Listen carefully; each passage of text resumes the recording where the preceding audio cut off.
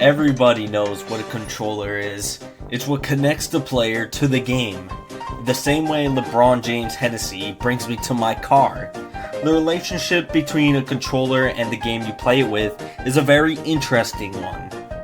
Some controllers can ruin how the game plays, while others can be as smooth as your girl when she gives you the and that's a wonderful thing. That's why I thought today I'd tell you guys about some games made for their controller. The GameCube controller needs no introduction. My personal favorite controller of all time. There are a number of games that take full use of the controller.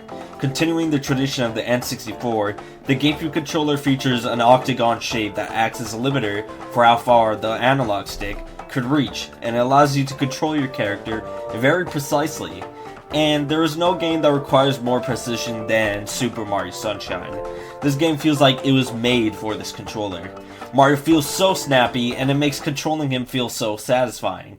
Without FLUDD, Mario has 9 moves in his moveset. This moveset is just so perfect, and it controls how a Mario game should.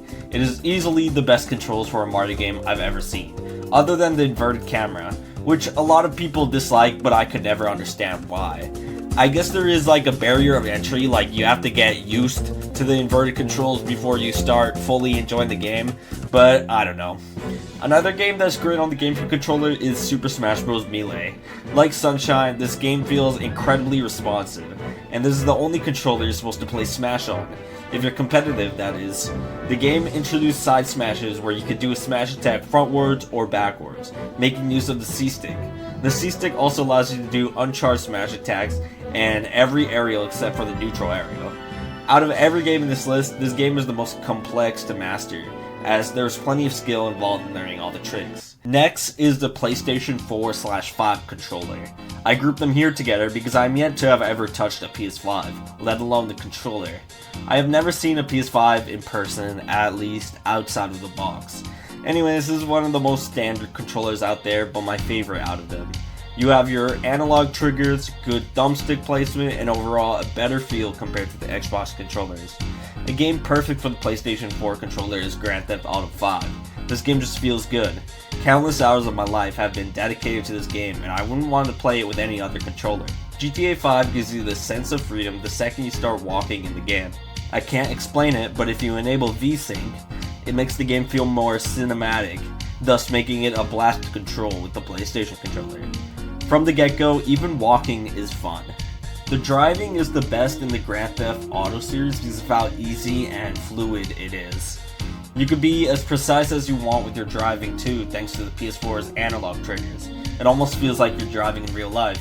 I know after I got my DUI, GTA 5 was the first game that really brought me comfort and joy like I did when I used to drink and drive.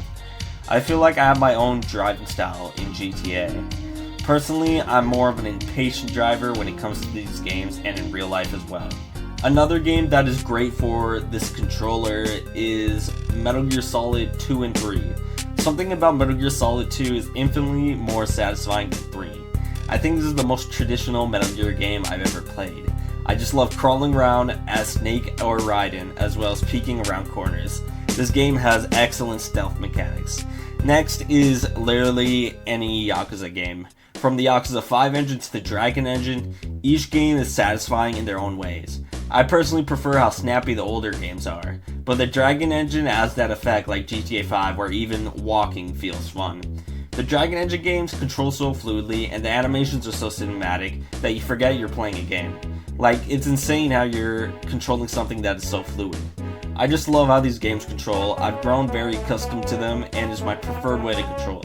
Like, press square as many times as you like for a rush combo, then end it off with triangle, aka a finisher. If I made a game, it would be exactly like this. This is the Nintendo Switch Pro controller, my preferred way to play on a Switch. Gripping the controller feels very satisfying, as well as the big ass buttons on it. I don't know why, but I really like the buttons. Anyways, the game best suited for the Pro controller is Super Mario Odyssey. This is Mario's second best moveset.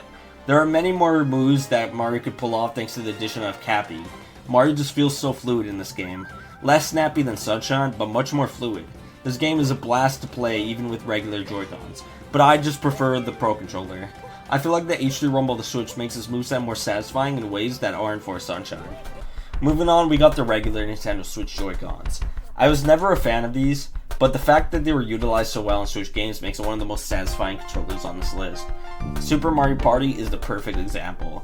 The H3 rumble and motion controls in minigames like searing the steak on all 5 sides and rotating a glass jar full of weirdly shaped candies makes this one of the most satisfying games on the list. These minigames are an absolute blast, and I could play them all day before I ever get bored. Even though the game uses a single Joy-Con, they use it in such creative ways that makes it one of the best uses of the controller. A game I could always love to control is one that's already on the list, Super Mario 3D All-Stars. I thought the GameCube controller was amazing, but playing these games on the Switch brings a whole new level of comfort. Since it's portable, I would be content with only playing 3D All-Stars for the rest of my life. It helps that they fully map the controls of Super Mario Galaxy onto the Switch controller, making it one of the most comforting games to ever grace the Switch. And Mario 64 is there too. Super Mario 64 is the first to master Mario's moveset. This game feels extremely good to control and is the most iconic Mario moveset. You have your long jump, side jump, and backflip. Every Mario moveset should have all of these, but Sunshine gets a pass because that is the best Mario game. Next is an odd controller, the Wii U gamepad. The reason for the Wii U's failure, but the reason why the Wii U is so good. Not many games tried to utilize its capabilities, but the ones that did, oh did they make good use of it. A game made for the gamepad is Splatoon. This game is infinitely more satisfying to play than Splatoon 2 or 3, and it's all because of the gamepad. The use of the gamepad was subtle but effective. The gamepad helped players see the map quicker as well as teleport the fellow members of the team. This allowed everything to feel so smooth and made it so easy to get back into the game after you died. It helped make everything that was happening in the round easier. Not only that, but you had the amazing gyro controls of the Wii U gamepad, unlike the latency of the gyro on the Switch controllers. The gamepad had lower latency, which helped the overall smoothness of the game. Not only that, but the gamepad just feels better to hold compared to the Switch controllers. A game that is even better for the gamepad is Super Mario Maker. This game was literally made for the gamepad. Without it, it fucking blows. For example, Super Mario Maker 2. The use of the touchscreen was perfect. It was so much fun to play not only the levels, but to make them as well. The gamepad is a valuable tool in this game, and to be frank, it's the best use of it in the entire Wii U era. I really love this game. Nintendo Land was also a perfect use of the gamepad. It was the first game that really showcased the Wii U gamepad, especially multiplayer wise. You have games where the player with the gamepad could use it for secrecy, like Mario Chase and Luigi's Mansion. Games like Metroid Blast and Animal Crossing Sweet Day had one person with the gamepad going against the TV players. Other games like Donkey Kong's Crash Course showed off its gyro controls. Balloon Trip Breeze had you using the mic, and even Takamaru's Ninja Castle had you using the gamepad in conjunction with the TV, which showed how the gamepad could work with the TV. Overall, this game has the best uses of the gamepad's capabilities, as it showed off all it had to offer. In conclusion, I find it very fun to be a video game fan. You guys make it all worth it. I'm more into video games than I've ever been. I only recently got back into it when I created this channel. I love controllers and I love video games even more. I'm glad I could talk about the relationship between a game and its controllers. I've been pop whipping wrists on another rhythm. I was not kidding, don't know why they playing with them. I was not finna let them get no top billing. Man, they really tried to take this shit and run with it.